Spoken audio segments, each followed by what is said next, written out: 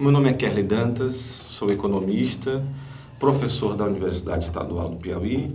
Temos uma vasta experiência nessa área da docência, também temos trabalho técnico nessa área da economia do setor público, e nós estaremos com vocês na disciplina Estado e os Problemas Contemporâneos, no nosso curso de pós-graduação em Gestão Pública, à distância, né? Olá, turma, sejam bem-vindos. Nossa disciplina Estado e os Problemas Contemporâneos. Com grande prazer que nós vamos falar dessa disciplina que é instigante. Afinal de contas, o que nós mais vivenciamos hoje em dia são os problemas que, de alguma maneira, o Estado está envolvido, né? Pode contribuir com a solução dos nossos problemas.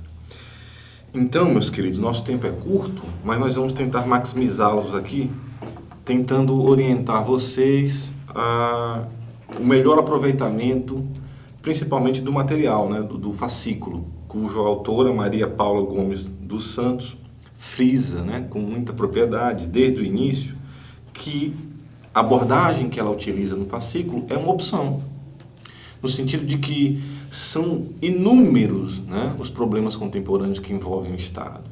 E ela escolheu, poderia ter escolhido outra abordagem, outros problemas relacionados ao meio ambiente, problemas relacionados à violência, problemas relacionados à crise fiscal,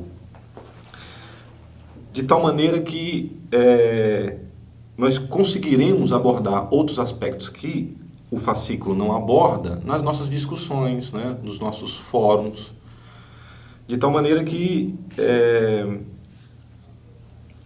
não pensem, né, que o fascículo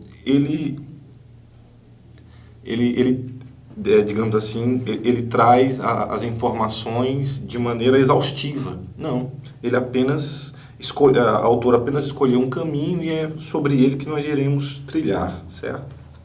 Então, na verdade, a gente começa falando sobre o papel do Estado. Você quer discutir sobre os problemas contemporâneos e a relação com o Estado, então você tem que discutir sobre o papel do Estado. Nessa perspectiva, nós temos duas grandes teorias que explicam como o Estado deve influenciar principalmente o âmbito econômico.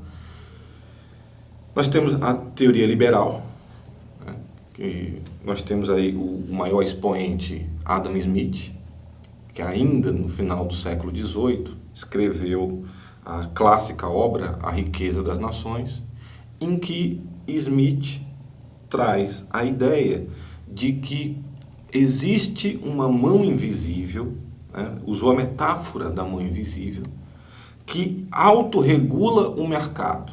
Então, as perguntas fundamentais, o que produzir, como produzir, para quem produzir, quanto produzir, seriam respondidas pelos mecanismos que se autorregulam das forças de mercado, de tal maneira que não haveria necessidade de intervenção estatal no âmbito econômico. O Estado deveria intervir apenas onde houvesse problemas como a questão das falhas de mercado, problemas de propriedade difusa, né? Então, por exemplo, uma autoestrada. A quem interessa uma autoestrada? Interessa para o produtor que vai escoar a produção, interessa para o cidadão que utiliza aquela estrada, de tal maneira que, nesse sentido, né, infraestrutura econômica, por exemplo, o Estado seria o responsável por essa intervenção e por pelos bens públicos, né? O Estado seria responsável pelos bens públicos, porque o bem público puro só pode ser ofertado pelo Estado. O mercado, ele não consegue ofertar o bem público puro, porque o bem público puro, ele não está sujeito ao princípio da exclusão. Significa o quê? Eu não posso tirar do benefício o sujeito que, porventura, não esteja disposto a pagar. Segurança nacional, por exemplo. Como é que o mercado ofereceria isso? Se um cidadão dissesse que não estava disposto a pagar, como ele seria excluído do usufruto da segurança nacional? É um exemplo clássico, né, de um bem público puro que só o Estado pode ofertar. Então, para Smith e os liberais, o Estado deve ter essa intervenção mínima, digamos assim. No entanto, né, depois da Grande Depressão, do crash da Bolsa de Valores de Nova York, o mundo entra, os Estados Unidos, né, depois da Segunda Guerra Mundial, a principal potência econômica hegemônica do mundo, entra em crise, e essa é entendido como a crise do liberalismo. Nesse sentido, a teoria keynesiana, né, John Maynard Keynes, em 1936, publica a Teoria Geral do Juro, da Moeda e do Emprego, em que ele muda radicalmente a visão do Estado. Para Keynes, o Estado é que é o responsável pela manutenção do pleno emprego. O normal são as crises. O normal é que haja sempre, a economia esteja trabalhando um nível menor do que o pleno emprego. O pleno emprego é aquela situação onde a economia está produzindo de maneira mais eficiente possível. Então, para Keynes, só o Estado, através principalmente da política fiscal, é capaz de manter o pleno emprego e, portanto, gerar o máximo de bem-estar possível. Até porque, se o Estado assume esse papel, Keynes dizia, né, que o investimento privado, por exemplo, é função do investimento público. O Estado tem um papel de regular as expectativas. Então, ele atribui ao Estado um papel muito mais importante e muito mais relevante.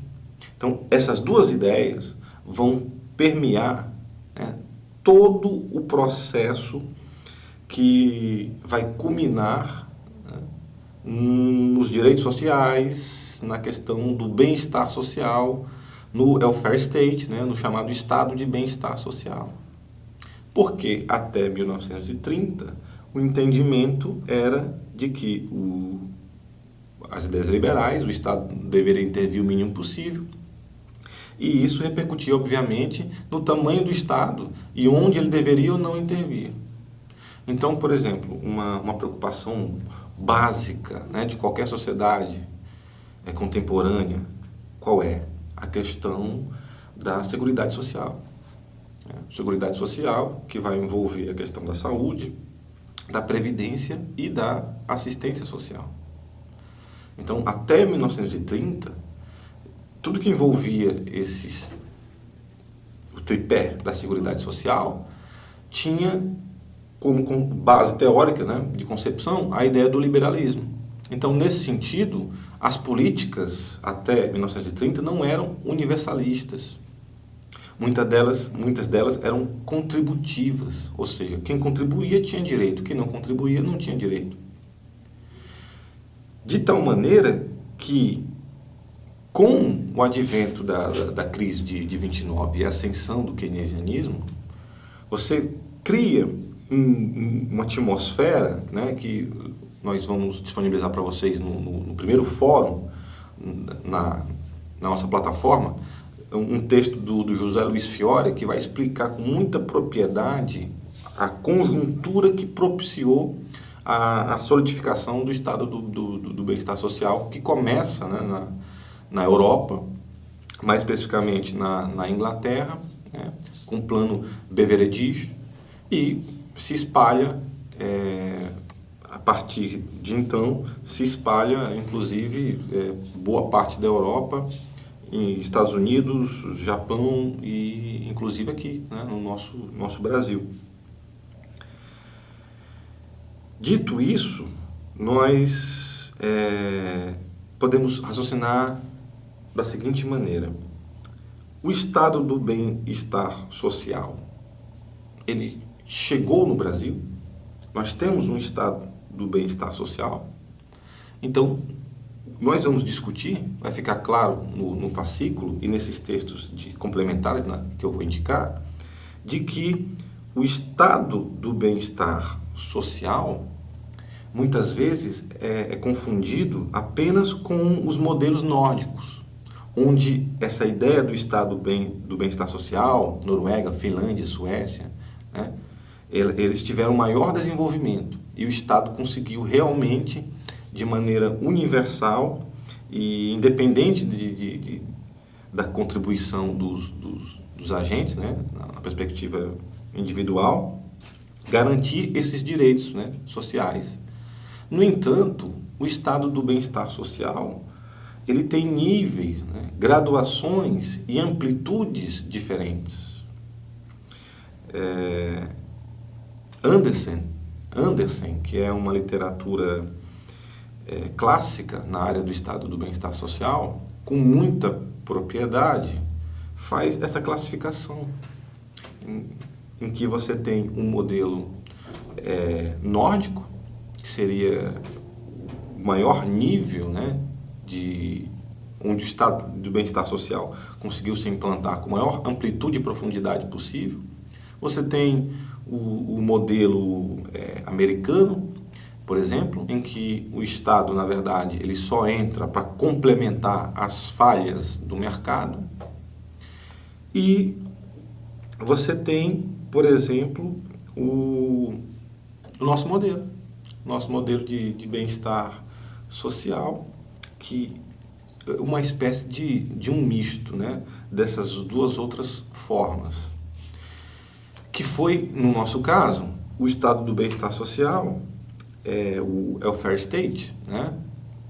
Apesar de muitos problemas que vocês vão acompanhar nas discussões, nos fóruns e no fascículo, mas nós temos sim, claro, né, o estado do bem-estar social.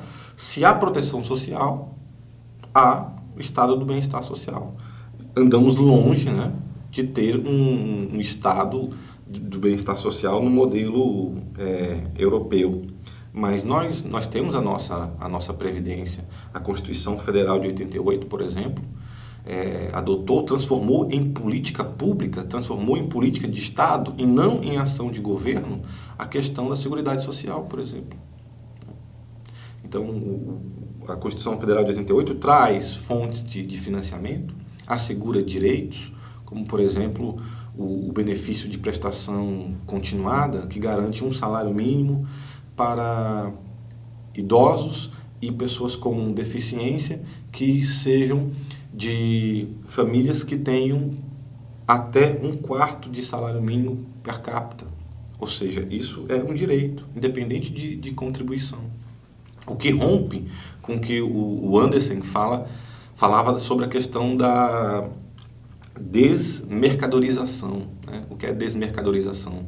A ideia de que quando você tem essa proteção social apenas numa perspectiva contributiva, ou seja, se você paga, você tem direito, você é tratado, né, como se fosse uma mercadoria. Então, a Constituição Federal trouxe esses avanços e essas garantias de direitos.